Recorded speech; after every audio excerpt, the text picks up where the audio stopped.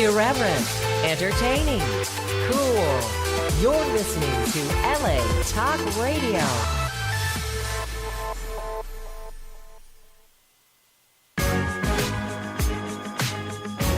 You're listening to What Women Want with Judy Goss and Kristen West, only on LA Talk Radio. Good evening, everyone, and welcome to What Women Want Talk Radio. Thank you for joining us for our show tonight, The Power of Yes, featuring Chicken Soup for the Soul author, publisher, and editor-in-chief, Amy Newmark. I'm broadcasting from New York, and my co-host, Kristen West, is in our gorgeous studio in LA at LA Talk Radio. Hi, Kristen. Yes, I am. That is powerful right there. And you said yes to coming on the show tonight, so that was good. What Women Want Talk Radio has reached way over 1 million downloads since we first hit the airwaves. And between latalkradio.com's archives, iTunes, Google Play, YouTube, and of course all over social media, you can find us everywhere. So listen to those replays. And we're taking sponsors also for our show for the next few months. And if you contact us before September 1, we'll throw in a bonus sponsorship with our National Women's Conference, which we'll be talking about shortly. Email us for a complete deck through our website, whatwomenwantradio.com. I just got back from Atlanta, Georgia, and What Women Want Networking. So this is What Women Want Talk Radio. We have What Women Want Networking, the company. We launched another chapter. So exciting. We're saying yes to it all. Business, personal life. Kristen, what has inspired you lately to say yes? Because I have nothing left to lose. You know, there's a point, I think, when people have these fear-based reactions and they run them sort of subconsciously in the background. And then when you kind of get pushed to this edge where, you know what, I really have nothing left to lose. And that's when you start saying yes to things that you normally wouldn't say yes to. And I would love to discuss that a little bit more with Amy in a few minutes in depth, and probably Dr. Robbie too at some point. Dr. Ludwig, yes. Yeah. Dr. Ludwig is our go-to psychotherapist on the show that we always ask questions about. And Kristen, do you find that people are not saying yes or saying yes less lately only because of the feeling in the world and what's going on with politics and all that? Or do you think that, and I'd like to ask Amy this too, do you think that people are more willing to take chances, as in, like you said, what have I got to lose? I think people have a fundamental fear of getting hurt. And it can be even the most stupid things that you fear are going to hurt you. Well, what if people laugh at me? Or what if I'm not good at it when I try it out? Or what if I break a bone? It could be any spectrum of hurts. But one thing that I've noticed is that people have a really intense fear of being hurt, and they have an intense fear of being rejected. And those two things really prevent people from living a self-actualized, yes-centered life. Mm-hmm. And the reason that Amy wrote this book and put this all together with Chicken Soup for the Soul is to inspire us and show us the people that are saying yes. And I can't wait to hear more about this because it's just really a fantastic subject. My background originally comes from high fashion modeling with Ford New York, and after that, a magazine editor and then author with St. Martin's Press, which eventually led me to hosting and reporting regularly for Better TV, City Buzz, and all the TV networks across the country, both regional and national. I am currently a regular contributor on NBC and Fox, and I'm also hosting the show Behind the Gates, a luxury real estate show airing on AWE. Having a lot of fun with that. I'm also a mom of twin teenagers. Wow, that's that's a lot of fun in and of itself. And an entrepreneur. I founded the company What Women Want Networking almost 8 years ago, and we're hosting our second National Women's Conference in October, the 19th through the 21st at the Hyatt Regency in Atlanta, Georgia. And the theme is Go Big, because we're not going home. Now, Kristen, before I go on and on about the conference, because I'm so excited, I can't stop, I want to know about you and what's going on with you, because I know you have a lot of big things going out there, and you've been saying yes a lot lately, haven't you? I have, and I can tell you that, for one thing, I avoided being on the radio for probably upwards of 10 years, and it wasn't until I met you that I actually had the courage to go and do live radio, and my life has changed ever since. So I'm a testament to the power of yes. Interesting. And what's coming up next week for me is I'm going to be, actually this weekend, is I'm going to be hosting the Q&As with the artists of Art Affair in LA at the Artist Corner Gallery in Hollywood, and talking to artists about their process, which is awesome. And then we also have a documentary film that I'm working with Armin Nasseri about George Hobbs, the contemporary American artist. It's called Stick Figure Wisdom. And I've actually been interviewing him in depth. Probably, I think I've spent 7 hours interviewing George so far. And wow. Yeah, it's very intense and interesting and exciting. And it's actually my first foray into documentary filmmaking. I've never made one before.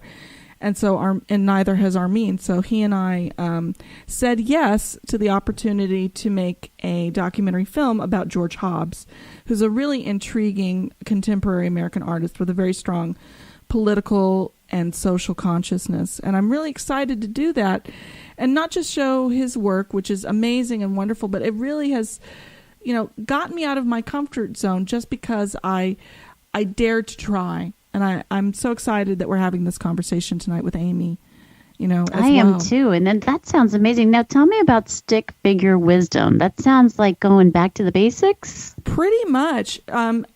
You could find George on stickfigurewisdom.com. And he basically makes political and social commentary using stick figures, like cartooning. His art, he's a multi-talented artist. He's actually a sculptor, a fashion designer, a mixed media artist, and a photographer. And he also does paintings which involve stick figures. And go to stickfigurewisdom.com and check it out. And you can also see a little bit of it. He's also on Instagram as well.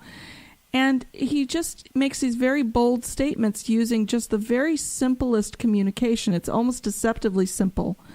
Hard to articulate. There's an ineffability about his work that's also fascinating to explore with him. But stickfigurewisdom.com, and to learn more about the documentary, George Hobbs, Stick Figure Wisdom on IMDb. Well, you'll have to keep us updated on that. All that's really fascinating. And congratulations on your first documentary and everything that you're doing. Wow, the power of yes. It's running through you for sure. So thank you for being such an inspiring example of that. Kristen, I'm so excited about this conference. And, it's funny that Amy's on the show tonight because she is our opening keynote. And I just can't think of anyone better to kick off a conference such as this that combines the personal with the professional and the inspirational especially. So I'm so excited. And if anyone out there listening wants to meet Amy Newmark or Kristen, who I had to reserve actually a year in advance because she's getting so busy, and also obviously me, and an incredible group of so many other women and VIPs. Amy's not going to only be inspiring us like crazy, but she's going to be signing her books as well, The Power of Yes, and it's just going to be so incredible. We're already filling the room. Okay, we've got women from 11 states signed up so far, so this is exciting. WhatWomenWantConf.com. And we have a special discount code for you, too, if you sign up before September 1. The discount code is Chicken Soup for $100 off. Now, these tickets only start at $225 with that discount code. Okay, and this is 3 days of unlimited fun, learning, and inspiration. And, as I think about the conference and what we're going to be doing and the success, and when Amy Newmark said yes, I think I couldn't speak for a couple of hours because I was so excited.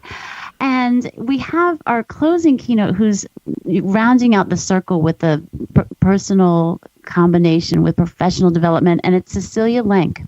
And she's the CEO of Value Setters, and she has 200,000 angel investors in her network. So the value of this conference, let me tell you, is way beyond a couple of $100, and tickets are going fast. So join us, whatwomenwantconf.com, and use the coupon code Chicken Soup for $100 off before September 1, when the prices are going to go up again. Okay, Amy Newmark, publisher and editor-in-chief of Chicken Soup for the Soul best-selling book series, is here tonight with their newest book, Chicken Soup for the Soul, The Power of Yes. Amy spent years on Wall Street before finding her way to a company that promotes and shares inspiring stories of kindness, compassion, and of course, paying it forward. The power of yes. Amy, thank you from the bottom of my heart for saying yes to coming on our show and one day after your book is released and for keynoting at our conference in Atlanta in October. It's my pleasure. I am so looking forward to that conference in Atlanta. I can't believe how far away it is. I could go tomorrow. I'm ready. I know. We all are, right? It's just, it is really exciting, just looking out into the future. And it's very excited in your book. Are we the first interview since your book released yesterday? I think you are my fourth. Fourth interview? Okay, Yeah. well, you've been busy yourself. Good Lord. You have a book releasing and all of these interviews and everything that's going on. My first question for you is, when is the first time you remember saying a big yes in your life? Because when I read this book through, it just reminded me, it made me step back into my life and think about, wow, remember when I said yes to that and I took a leap and I succeeded or I experienced and I had a new adventure? What does that remind you of? I'm trying to think about when I did some life-changing yes. I think it was when I was in college and I went to Brazil. Now, these days, everybody goes away, for a semester abroad. But this was back in the mid-1970s, and I was the only student at Harvard who was allowed to go and do a semester abroad. I had to get a special waiver from some august board of trustees somewhere because they didn't do study abroad. And then I wasn't really in an organized program. I just went by myself to the northeast of Brazil. I became fluent in Portuguese. I was 20 years old, blonde hair down to my waist, blue eyes that nobody had ever seen before in this northeast part of Brazil. And I traveled around for weeks by myself doing research for my thesis. I have been drawing on the reserve of resilience and strength and trusting in people. I created a reserve of all of that I've been drawing on for 40 years now. And I remember when my son was heading off to do basically the same thing at age 20, and he was going off to start writing a book, and he was flying off to Mallorca and didn't even know where he was going to stay, and I was driving him to the airport, and I just said, you know what? Reminds me of when I went to Brazil, and I know it will all work out. Just talk to people, and everybody will help you, and it will all come together magically, and it did. Well, that was one huge yes. I mean, people are saying yes to every day to this and that, but I mean that is an incredible story, and you're passing that on and teaching that to your children. So that's wonderful. I've basically learned to be very flexible, and I don't always feel like I need reservations when I travel. I mean, sometimes my husband and I will go somewhere and we'll only have reservations for the beginning of the trip because we figure that we'll just decide where we want to go while we're out, and maybe we'll like where we are, we'll stay there, or maybe we'll go somewhere else. Yeah, we do the same thing. We don't feel like we have to have reservations everywhere. Right. I mean, we're very casual about it, and I really much prefer that. But I mean, lately, I think the yeses I've been doing are in a different direction. They're more like doing things that I'm sure I'm going to hate or doing things that I'm afraid of. That seems to be where I am now. How do you overcome your fears of doing those new and maybe trepidating things? So it was, I think when I turned 50, I just decided with my husband that we were just turning it to stick in the mud. I mean, a new movie theater opened up a few miles from us, and everybody was raving about it, and we never went because we said things like, oh, I don't know where we're going to park. We don't know how it works there. It was ridiculous.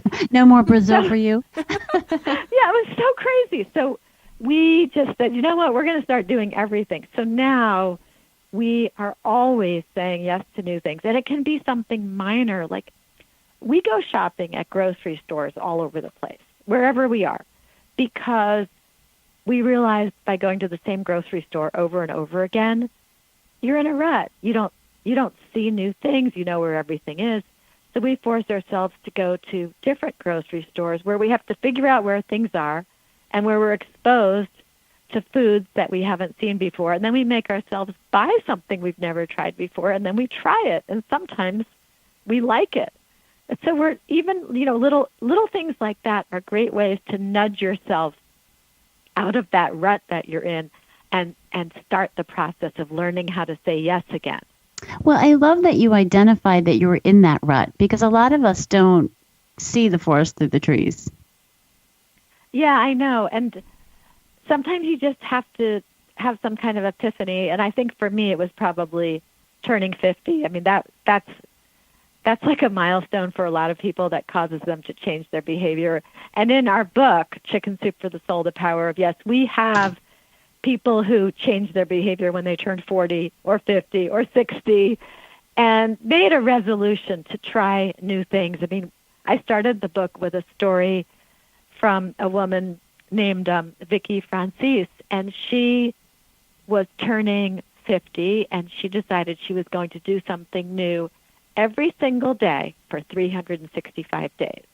She had to do something new every single day, and sometimes it was 11:45 at night, and she still hadn't done something new, so she would do, one time she did a Sudoku puzzle, because she had never done one of those before. She would find something, and she did little things like that, and she did really big things. She even got into the Guinness Book of World Records. She participated in this mini trampoline event in New York City where they wanted to break the record of the number of people jumping on mini trampolines all at the same time. So she went to that, even though it was raining.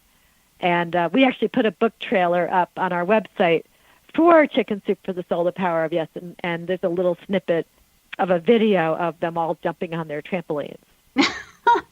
That's amazing. It's That an is amazing fantastic. visual, first of all, just imagining all of these people bobbing up and down on trampolines. Amy, you've gotten all of these stories together, and you've chosen all these stories to share with us. In seeing all these stories, reading them, picking through them, why is it so easy to say no? Well, there's comfort in it. There's security. There's laziness. And there is some value in routine. I mean, I know that even though we have this policy of saying yes in our own household and we're constantly forcing ourselves to do new things, we also do love some of those comfortable things we do, like watching certain television shows on the DVR, and we sit there and we have our computers in our laps and we have our wine by us, and it's very comfortable to do those things over and over again. But I have to say, we're doing those comfortable things when we're home. It's like we're touching back to, home base, and then we're going to go off and do something exciting again. So we have a really great mix in our household of comfy at-home routines and, life-changing new things that we're trying. We're always traveling to new places. We started going on vacations in the Middle East a lot. That would definitely be stepping outside your comfort zone. We went paragliding off a 1,000-foot cliff in Oman, looking out on the Persian Gulf with Iran in the distance and oil tankers going by. And that was one of our efforts to use the power of yes to shake up our lives. And so we ran off this cliff. And the scary thing was when we were at the top of the cliff and they were putting the harness on me, they said, "You have to run off the cliff. If you don't keep running, the parachute will not fill with air. So you can't just stop and then jump, because then you'll plummet to your death. But you will not know if the parachute filled with air until you have run off the cliff." Oh, my. Yeah. Wow. So I did it. I did. I'm still here. It happened. I did it. In fact, I'll show a video of that at the conference in Atlanta. Awesome. I love it. The one thing about this book, The Power of Yes, that I noticed was that, first of all, it's one of my favorite books that's ever come out from you guys. And second of all, I noticed that I bet everyone that reads it resonates with it, no matter who they are. I felt like that was just there was something in every story, I felt like, for everyone. I agree with you. And we had a lot of men writing stories also. And I love their people of stories all too. ages. Yeah, and it was people of all ages. And I think these days, you guys were talking about the current climate and how people are a little anxious. And, well, in fact, just a little sidebar, Barnes & Noble just came out about, a month ago and said that sales of books related to anxiety are up more than 25% in the past year. Yikes. And then they said that sales of books about finding your happiness are up 83% versus a year ago. So people are really searching for something. And I think when you read the stories in this Chicken Soup for the Soul book about the power of yes, you see how overcoming their fears, overcoming phobias, reinventing themselves, making connections with new people, embracing change in their lives, addressed their anxiety and did make them happier and more confident. And the other thing it does is it really makes you feel more like you're out there participating in the world with everybody. When you start to get in that rut and you stop doing new things, you're starting to pull away and you're not really a full participant in the broader world. You're not out there with everybody else. I feel when I do these new things that I'm more like a world citizen. I'm out there with everybody and I have more in common with everybody else. I love that idea that you mentioned, the idea of pulling away. And I think a lot of times people pull away because they fear failure and they fear rejection. And is there a way you think that women can reframe those two very potent fears? So many of us have both of those. Yeah, and we get stories all the time from women who say that they are introverts, but they really wanted new friends. So there was a great story in this book from a woman named Kate Lemery. And like many of us, she needed some new friends.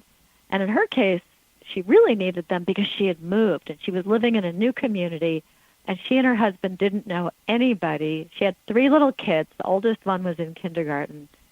So she did what we all do when our kids were little. She became a room mother for the kindergarten class, thinking she would meet some other women, but she really just met the teacher and the students. So then she hoped that she would meet people when she went to the soccer games of her kindergartner, but still she didn't really meet anybody.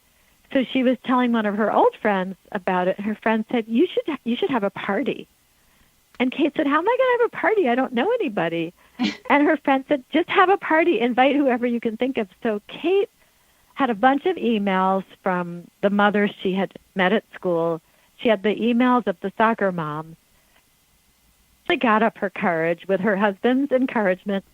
She sent out an email and said she was going to have this party, and she knew the women coming, since they didn't really know her either, needed some help. So she said, you can each bring a friend with you. She ended up getting 38 people at the first party, and they all had a blast, and so she did it several more times. They started calling them the mommy mixers. She made so many good friends. It completely transformed their social life for her and her husband. And she said that now people are calling her the glue in their community. She brings everybody together. Yeah, and it takes work, though. It absolutely takes work to put yourself out there. It's like dating. You just have to go and do it and make yourself open and vulnerable. I mean, you're really making yourself vulnerable when you're looking for new friends or looking for love, because we have a lot of stories about looking for love, and it's really the same approach, looking for new friends or looking for love. It's really all dating, isn't it? And so there are a lot of stories in there that will give readers some great ideas, or if they know somebody who needs help in that area, they can pass on the great idea to their friend or their family member. Mm-hmm. And like in my true Hollywood story, so there's an example of a guy who wasn't necessarily looking for a new career. He's talking about when he was producing TV shows, and he kind of fell into the acting world. But he wouldn't have, if he wasn't open to new things, he would have never experienced, acting and really what brought him to this passion and this, delightful career that he started for himself.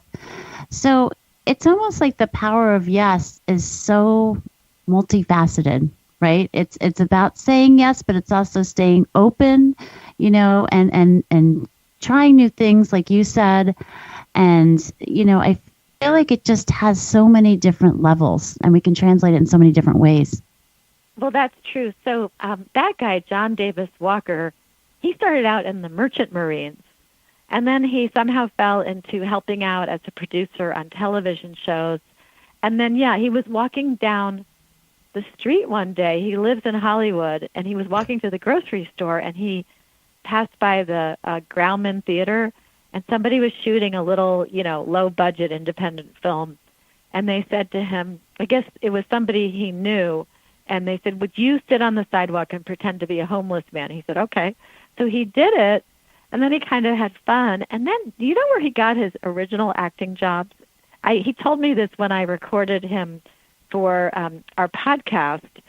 He got his acting jobs from Craigslist. Wow. And I said to him, oh, do you have an agent?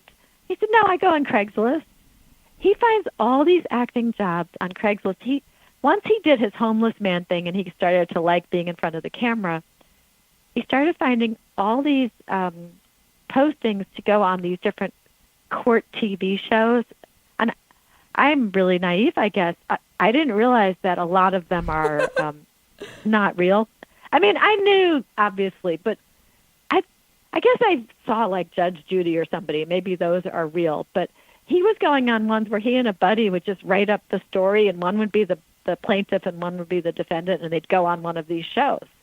And so that was like a transition from being a producer, because he was writing the segment, to being the actor because he was acting out what he had written.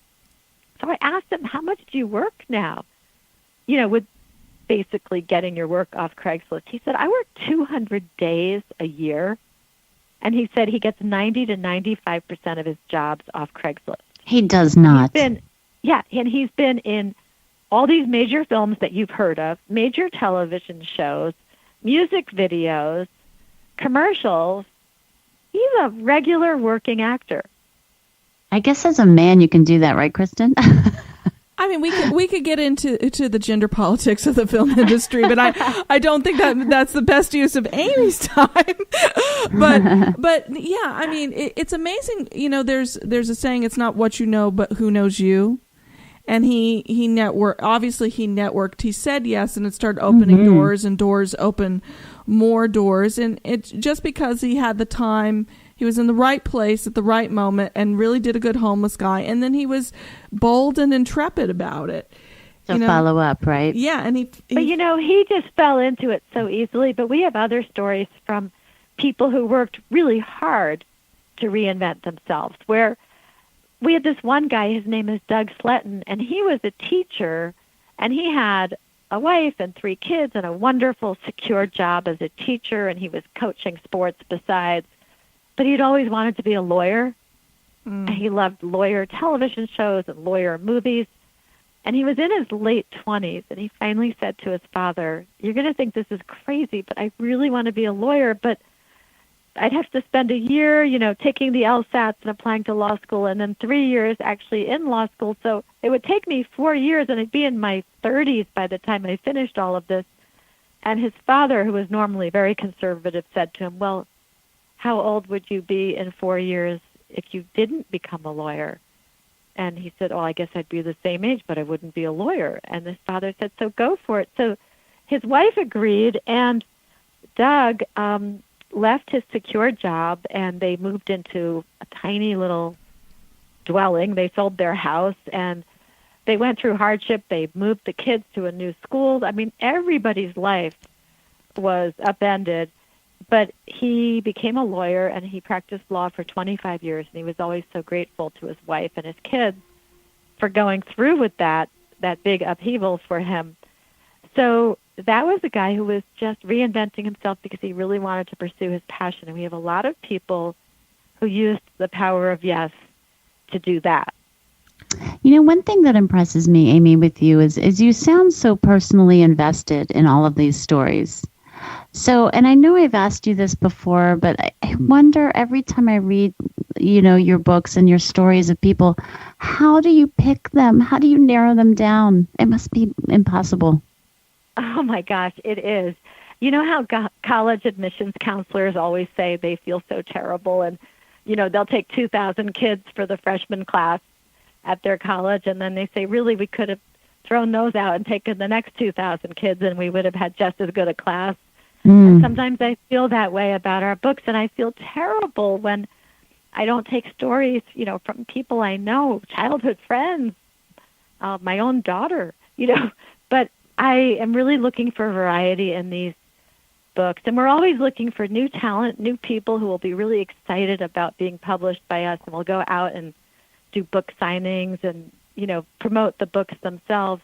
So in the case of this book, this topic was so incredibly strong that we had actually back in 2016, 2017, done a call out for stories for a book called Step Outside Your Comfort Zone. Well, we struck such a chord that we were inundated with great stories, and so we actually ended up choosing 202 stories instead of 101 stories.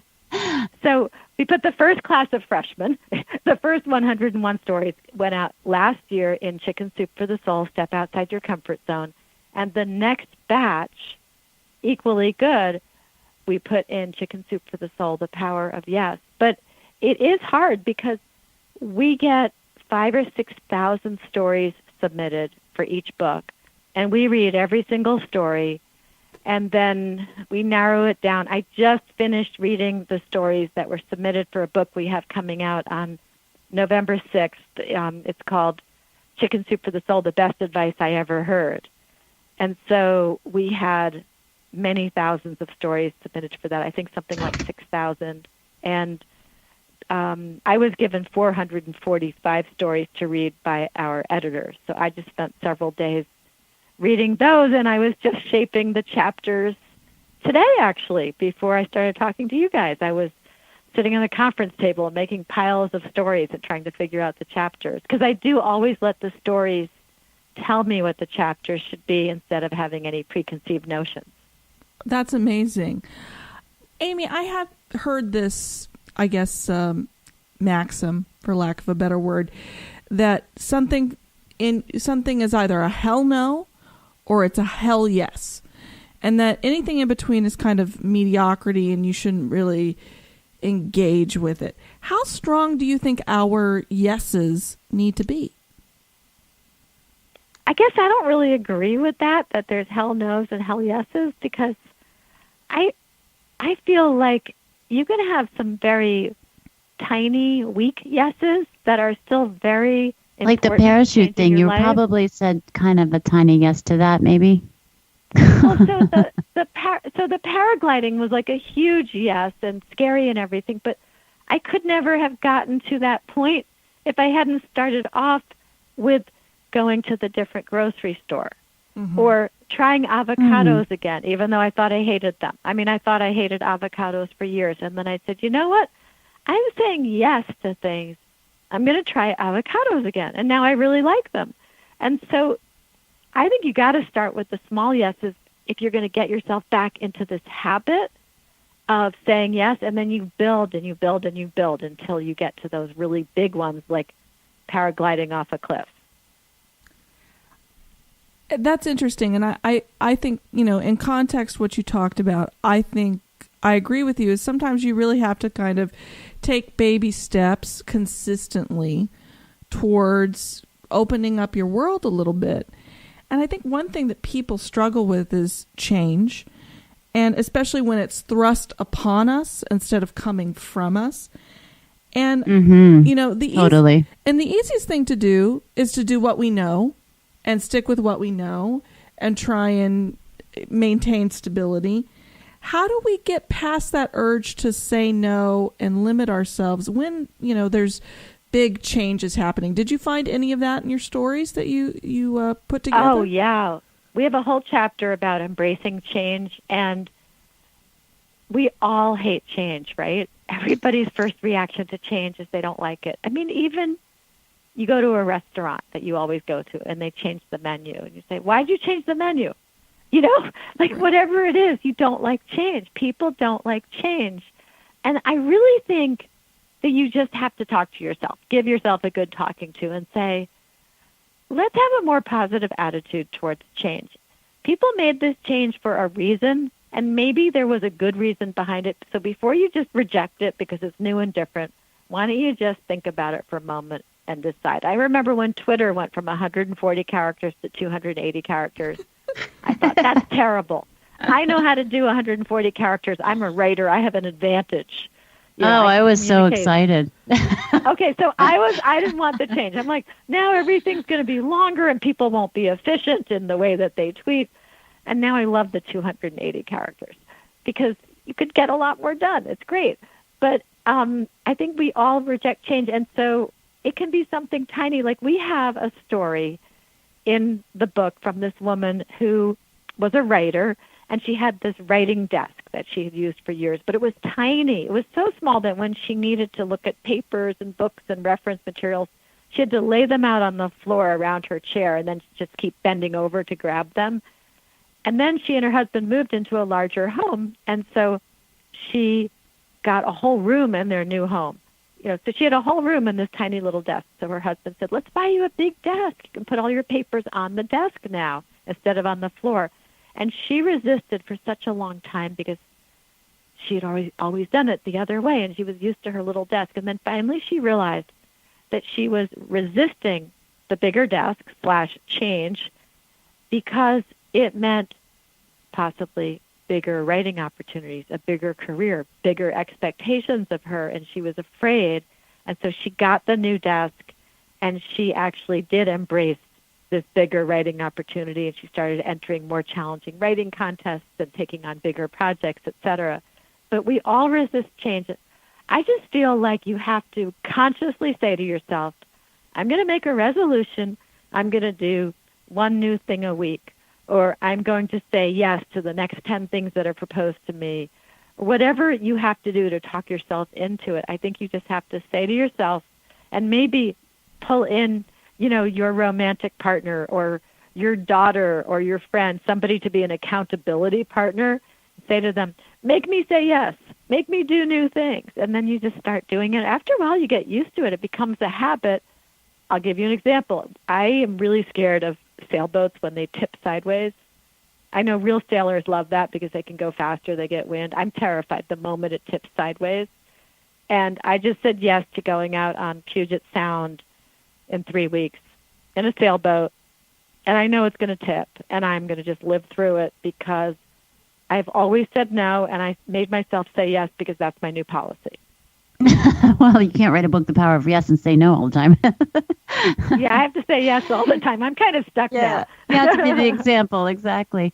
Well, you know, it seems like we always come back to that, Kristen, right, with the subconscious play there. There's such a part in our mind where we go back into the subconscious, and it seems to be a lot of times the negative twist on things. And if there's one thing that we've, you know, dissected in this What Women Want Talk Radio all the time is that the power of the subconscious and how it plays on you. And I'm glad you addressed that because we really have to take a conscious effort, like you have very well, into moving ourselves forward and telling ourselves, you know, that you can do this, and talking to ourselves and saying, you know, if you do say yes a little bit more, things are going to open up and opportunities are going to appear. And one of the stories that I love, one of my favorite stories in The Power of Yes, was the Bon Jovi. Let me see, I have the book right here, the Bon Jovi Challenge. Oh, I love that story. This is great. So in the beginning, let's see, what does it say? It's a great thing when you realize you still have the ability to surprise yourself. Makes you wonder what else you can do that you've forgotten about. And that was a great story because she was only 40, and when she went to that Bon Jovi concert, she was thinking, oh, I'm just going to hear all my old favorites. And then she was so surprised. It was Miriam Van Scott who wrote it. She was so surprised when she heard Bon Jovi playing all this new music because it just hadn't occurred to her. She was so stuck in the past. And then she looked at John Bon Jovi and his fellow performers, and she realized that they were the same age that she was, and here they were doing all these new things. It was a real eye-opener for her. Yeah, and this quote here, thank you, Bon Jovi, for showing me that creativity doesn't come with an expiration date. And that is such a, you know, I hear that all the time, when I'm meeting women with What Women Want networking and all that. And it seems like that people just see that there's a limit there, right, with age and with creating new things and starting new businesses and being inspired and encouraged. And that was really a great story to just know that she got inspired with these, with Bon Jovi on stage. And like you said, just creating and up there performing. And it just really, that story really got to me. Loved it. Yeah, I agree with you. That is a terrific one. I've noticed actually among our writers, so many of them are, middle-aged. Many of them are reporting they're letting their hair go gray now, and they're all starting new things. In fact, the funny thing is a lot of the ones who let their hair go gray, which is, a real stepping outside of your comfort zone, they also are the ones who are going and starting new things. It seems to go hand in hand. Really? They're like, I'm not dyeing my hair anymore. My hair is going to be healthier if I let it go gray. And then they go gray, and then they go do some awesome new thing. We have a woman who is in this book, actually, and she went gray, and then she moved from the suburbs to the city, got a new job, got a sports car. She did all these things, and it started with going gray.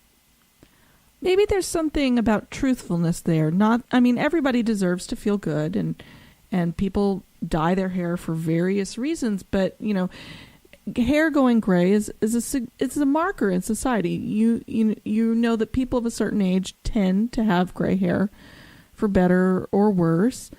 And I guess when you're not hiding your age or trying to obscure your age, perhaps, and I don't have personal experience with this yet, but maybe that's sort of liberating in a way for people, that they feel they can be more truthful and more authentic in who they are, and therefore they're willing to take more risks. Yeah, I think so. And I think it was like she was owning her history and owning her true self. And once she liberated herself from dyeing her hair, she somehow liberated herself from all kinds of things and was free to move to the city, get a different job, get a sports car, and do all of these exciting new things. So it's really fun seeing the different ways that people got themselves out of that rut. It really is fun. And some people did it by, doing something scary, like I did the paragliding. A lot of people do zip lining, because that's pretty scary also for when you do it for the first time. And then some people do it by conquering a phobia. We have a woman in the book, Joyce Lombardi. She had been a person who said yes to everything. She had traveled all over the world by herself when she was just a kid, and then she was in the Peace Corps for 2 years in some rural part of Africa. And then she came back and she was in the subway, and the subway was crowded, and then it stopped in a tunnel, and there she was in this crowded car, stuck in a tunnel, and it freaked her out after 2 years in rural Africa. And all of a sudden, this incredibly adventurous woman had a phobia about tunnels, and all of a sudden it was controlling her life. Like she had to map out her routes whenever she drove anywhere. And you can avoid tunnels if you're looking at a map and you can see the blue, if it's a tunnel that's going underwater. But when it's a tunnel that's going through a mountain, right, you don't always see. And she got stuck going through the Allegheny Mountain Tunnel one day, and her story is about how she got herself to go through that tunnel and how she then told her phobia that her phobia no longer owned her, and her phobia no longer, was in charge of her life, and she reclaimed her life. That is inspiring. Yeah. Wow. And people do have phobias, but I think the thing is, a phobia is an extreme fear. It's a fear that you're aware of and it controls your behavior. But there are hundreds of little fears that we have just kind of bouncing around in these brains of ours that we don't acknowledge or we are not aware of. And it's so easy to just kind of let them kind of like an app on your phone. They just kind of run on the background, and you're not not really aware of them. I think sometimes, though, people also, and this is just my opinion, and I'd love to know your opinion, Amy, and your opinion, Judy. Some people have this sort of, instead of reinventing themselves or trying something new, they want to feel, I want to feel like my old self. I want to feel like I felt when I was, in my teens or my 20s or when I was in college, instead of just kind of embracing who they are today. And I think, if people said yes more often, they wouldn't feel like their old self or how they were decades ago would be more glamorous. What do you think, Amy? Well, I guess you're right if they're thinking, oh, I was so alive back when I was 25 years old. Well, just make yourself alive now at 57, because you can be just as alive now. You just have to make this policy of saying yes and go out and try new things, and you'll be very excited. I find it very exciting to try new things. It makes me proud of myself. And if you do it with somebody else, you have this shared experience. Like our associate publisher, Diet Corona, and I, one day we were in Universal Studios, the park, because I had just done a segment on Home and Family, which films there. And we had maybe 1 hour before the park was going to close, and we looked at each other and we said, do you like roller coasters? No, I don't like them either. And then we said, let's take every roller coaster they have.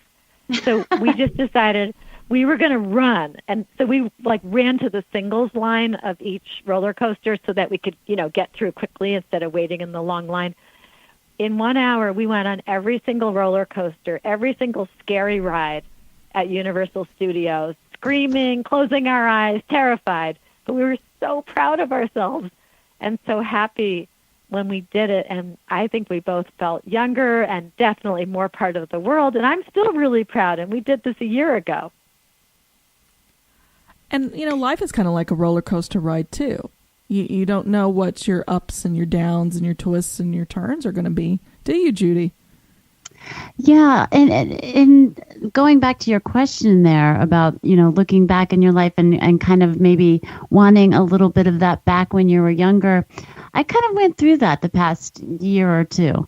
I found myself becoming a little too serious about things. I had, as you know, hard times through the recession and bankruptcy and, all kinds of stuff going on. I had twins, in the past. And I felt like I just was getting so serious.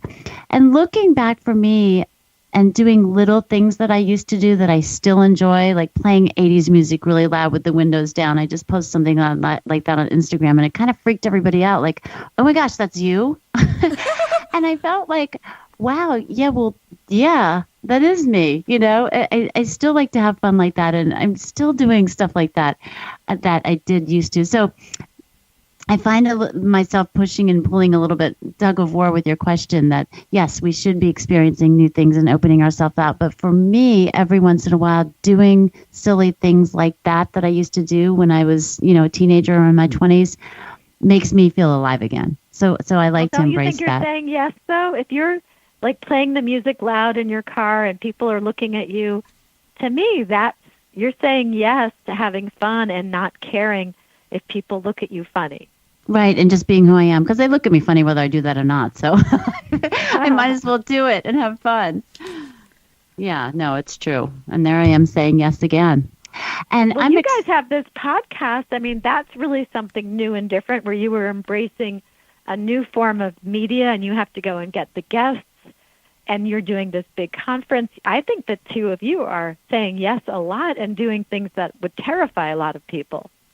We do. And we have that type of personality, and we definitely have that type of career, that's for sure. Right, Kristen? Yes, and I'm terrified of this soundboard each and every week, ladies and gentlemen.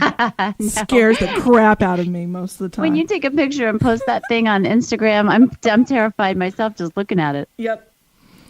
So, well, Amy, thank you so much for coming on the show and sharing your book, The Power of Yes. And really, thank you for making the book, The Power of Yes, because it's, like I said, I think it resonates with everyone out there. And again, saying yes to keynoting at our conference. And by the way, I haven't told you yet, but we are going on Atlanta and Company on 11 Alive before the conference to talk again about the power of yes. So that's going to be exciting too. That is exciting. That's wonderful news. I love going on these TV shows because it's such a cool challenge to say, okay, how many minutes are we going to get? We're getting 5 minutes. Okay, how much can we cram into those 5 minutes? Exactly. It's like a game, right? It's really like a game. And then you're sitting there thinking, oh, I hope nothing big happens in the news and we'll get cut back on our number of minutes, Right, exactly. And, you can't say yes to too many things during those 3.5 to 5 minutes that they give you, but about the most important ones. And I think, people getting to know you a little better too creates that magic. So thank you again for coming on the show. It's always such a pleasure. And everyone else who's listening, join us next week for another fantabulous show. We're having so much fun here on What Women Want Talk Radio, and we hope you are too. Subscribe to us on YouTube. And don't miss one show. Go to whatwomenwantradio.com for all the replays, and we'll see you next week. Good night. You're listening to What Women Want with Judy Goss and Kristen West, only on LA Talk Radio.